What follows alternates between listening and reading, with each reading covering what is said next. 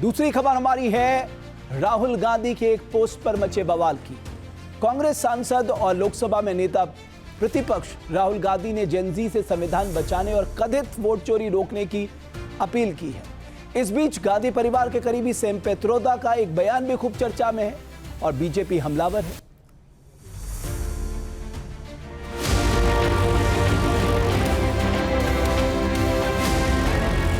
9 सितंबर को जेनजी ने नेपाल में ओली सरकार का तख्त उखाड़ फेंका। भीषण हिंसा हुई। दहकते, सुलगते और जलते नेपाल की इन तस्वीरों की गवाह पूरी दुनिया बनी। जेनजी की हुंकार ने नेपाल के पूरे पॉलिटिकल सिस्टम की बुनियाद हिला दी। नेपाल में जेनजी के गुस्से की आग ने साल भर पहले बांग्लादेश में भड़की हिंसा की याद दिला दी। बांग्लादेश के राष्ट्रपिता शेख मुजीब की प्रतिमा को बुलडोजर से गिराते हुए और उस पर हथौड़ा बरसाती भीड़ की ये तस्वीरें 5 अगस्त 2024 की। आरक्षण के मुद्दे ने बांग्लादेश में छात्रों का गुस्सा ऐसा भड़का दिया था कि प्रधानमंत्री शेख हसीना का तख्ता पलट हो गया। यहाँ भी विरोध का परचम ढाका यूनिवर्सिटी के छात्रों ने उठाया और शेख हसीना को गद्दी के साथ साथ देश भी छोड़ना पड़ा।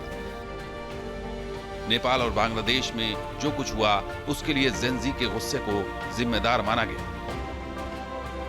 इस बीच राहुल गांधी का ये ट्वीट आखिर किस तरफ इशारा करता है?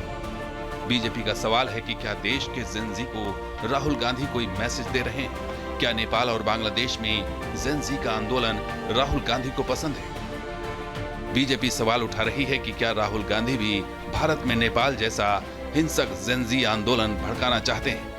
Whatever the narratives Pakistan creates, same narrative is propounded by Rahul Gandhi and his company here in India. Gen Z protest को उनका इस तरह से जो है वो बुलाना, इस तरह से मांग करने के ये नेपाल का जो है मॉडल यहाँ पे चलना चाहिए, सबको जिंदा जला देना चाहिए और उनको ये बात पता होनी चाहिए कि नेपाल में जो है वो जेनजी ने एक नेपोटिज्म सरकार को जो है वो ध्वस्त किया है। तो शायद उनको कुछ आइडिया नहीं है कि वर्ल्ड में चल क्या रहा है। नेपाल और बांग्लादेश में हुआ है, जिसके साथ की राहुल गांधी अपने आप को जोड़ना चाहते हैं। दोनों जगह पर जेनजी क्या कह रहा है?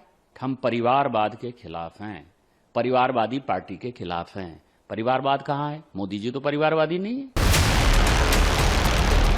यह विवाद तब शुरू हुआ जब राहुल गांधी ने मतदाता धोखाधड़ी से जुड़ा अपना दूसरा प्रेजेंटेशन देश के सामने रखा। राहुल गांधी ने देश के छात्रों और 2000 के दशक की शुरुआत में पैदा हुए जेनजी से लोकतंत्र की रक्षा करने की अपील की और कथित वोट चोरी के खिलाफ उनकी लड़ाई में उनके साथ खड़े रहने का संकल्प लिया कि देश के संविधान पे जो खतरा आएगा, लोकतंत्र पे जो खतरा आएगा, वोट चोरी से आएगा। वोट चोरी अगर होगी तो लोगों का विश्वास लोकतंत्र से हटेगा।